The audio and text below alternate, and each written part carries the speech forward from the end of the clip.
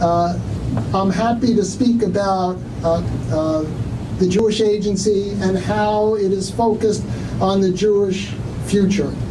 But that future is in many ways a product of our past. It's a product of the legacy of our fellow Jews, their love for the land of Israel, their love for their religion, and also their love and remembrance of our heritage and our commitment to Jews around the globe.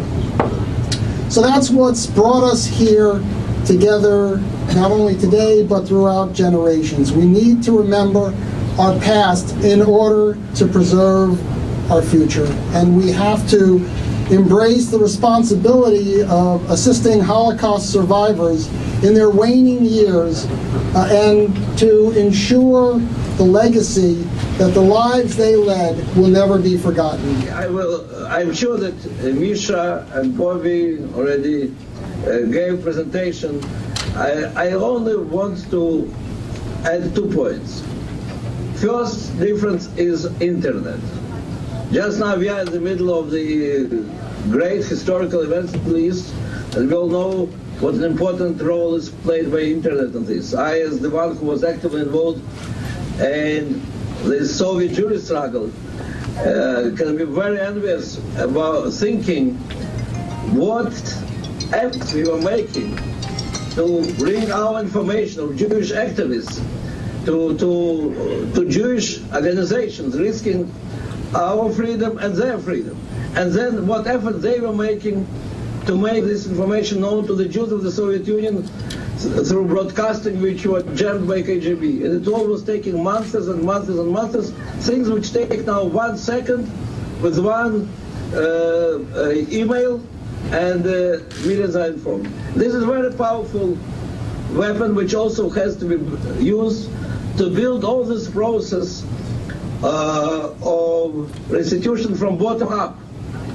We are not going to be involved at this stage any kind of secret diplomacy, behind the scene secret negotiations. First of all, we want to say it facts straight, to give opportunity quickly to collect all the necessary information and to present to the countries and to the government the picture as it is. And the fact that in a few weeks there were already 700,000 addresses to our organization shows the power of internet and the new opportunities of building all the process from bottom up. And the second difference, of course, is the fact that Israeli government made a principled decision now to sit in the leading seat in all this. It's not, in the past, in fact, in the 50s, in the 60s, in the 70s, there were big debates whether the Israeli government should be involved at all, should be, and if yes, how passively it should be behind the scene. Now the government made a clear statement that we are going to take responsibility for removing this great injustice in history, and Israel government feels itself legitimate representative of the interests of Jewish people. And we, Jewish Agency, are very glad to have Israel government as our partner. שלום לכולכם. קודם כל, שלום לך, ידידי רפי איתן. אחד מהאנשים שפעלו יותר מכל למען עם ישראל ומדינת ישראל וביטחון ישראל. אני רוצה לברך אותך ולברך אתכם, גם בשם הממשלה וגם בשם העם.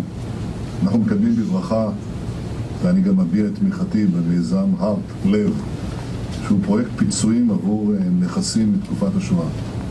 התוכנית הזאת יוצאת לפועל בשיתוף הסוכנות היהודית, בראשות נתן שרנסקי, וכמובן המשרד לאזרחים ותיקים.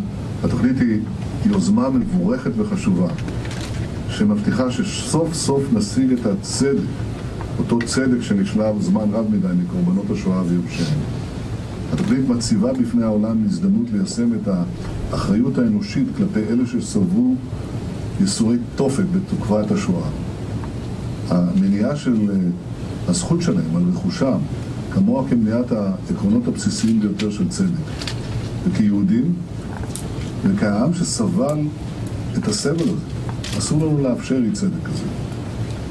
הפרויקט הארט אבל נלחם גם נגד השעון, כי בכל שבוע נפטרים עוד ועוד ניצולים שלוקחים עמם את העדויות המדויקות והמוחלטות ביותר, שבעזרתה ניתן לזהות את היקף פשעי הנאצים. וככל שחולף הזמן, המאמצים להחזרת הרכוש שנגנב הופכים לקשים יותר. זכורות לי תמונות של הניצולים שחזרו לבתיהם, שהוקנו מתחולתם וחשבונות הבנק שלהם שנבזזו. הם פשוט מצאו שבר מוחלט, לא רק שסבלו את הסבל הנורא במחנות או ביערות, הם חזרו לריק מוחלט. ותמונות אלו חייבות להניע אותנו לפעול מיד ובנחישות בנקודת הזמן החשובה הזאת, בשעה 12. המשימה של הארט תהיה פה משימה חשובה לכל ידידי העם היהודי ולכל מי שרודף צדק, מי שדוגל בחמלה, לא רק בארץ, ברחבי העולם. כעם שמחויב לצדק, חובה עלינו להדגיש את חשיבותו של פרויקט זה. ידידיי, אנחנו יודעים, ואני גם יודע. The Jewish Agency for Israel is really at the forefront in trying to help Holocaust victims. Tell us how you got connected to Project Heart. Well, the Jewish Agency, as you said, has been always committed to this population, and there are 2 or 3 projects that we've been running for years that we continue to run and need to improve. One is Amigur, which is subsidized housing, which literally houses thousands of Holocaust survivors in Israel. Project Lat, which helps match volunteers to the Holocaust survivors to assist them with their daily lives and with getting claims, etc. We recently launched a very interesting project in Hungary called Minyanim, where we actually pair off birthright alumni, young people with Holocaust survivors who goes through a year of meeting, talking to each other, learning from each other, and then the birthright alumni and the Holocaust survivors make their first trip to Israel together. And we're talking about replicating this program. So this is an issue that we've always been dealing with, and among the many olim that came to Israel, among the 3 million that were brought to Israel by the Jewish Agency, you know, a significant portion of, obviously, are Holocaust survivors. Project Heart is a project that marks sort of another stage in this effort, in the efforts of the Jewish Agency, because this is the first time that the Israel government really decided to take a very active role in this issue, and the Jewish Agency is doing it, in fact, on behalf of the Israeli government, which is a natural position for the Jewish Agency, because the Jewish Agency, after all, is the formal link in the Israeli law between the government of Israel, the people of Israel, and Jewish diaspora. So when it comes to a major initiative of the Israeli government, it has to do in part with diaspora. You know, the Jewish Agency is the right place to do it. So, you know, it's being done under auspices. Natan and our leadership are very much behind it, and we have hired Bobby Brown. You know, he's one of the probably foremost experts in the world on the issues of Holocaust restitution and property and all of that, as the person who is running it, and we've had some, I think, significant early successes.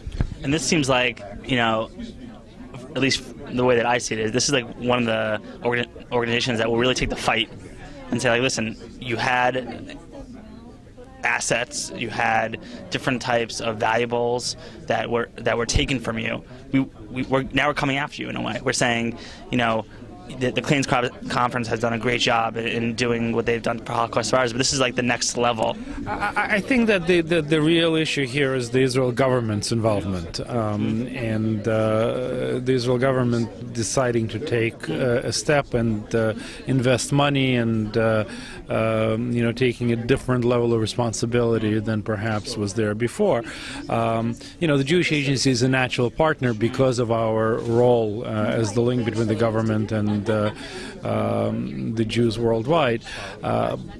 but I think, but the Jewish Agency has been involved in a variety of ways, including through claims conference and WGERO and etc.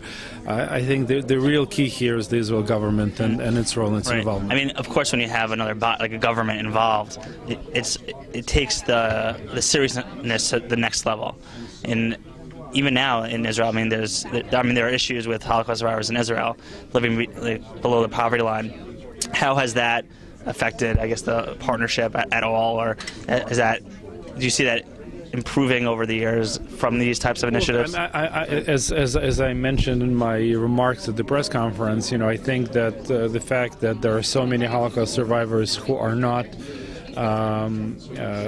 who are living in terrible conditions and are under the formal poverty line, etc., and the fact that we need to be helping them. And part of the reason, we're in the housing project, which is also a partnership with government, is because at the moment many of the Holocaust survivors have to make choice between food and medicine or shelter, etc. So I think it gives a boost to the visibility and the importance of this issue, and the importance of both the government and the Jewish communities of diaspora being involved in supporting this population, making sure that they live out the rest of their lives in dignity. Right.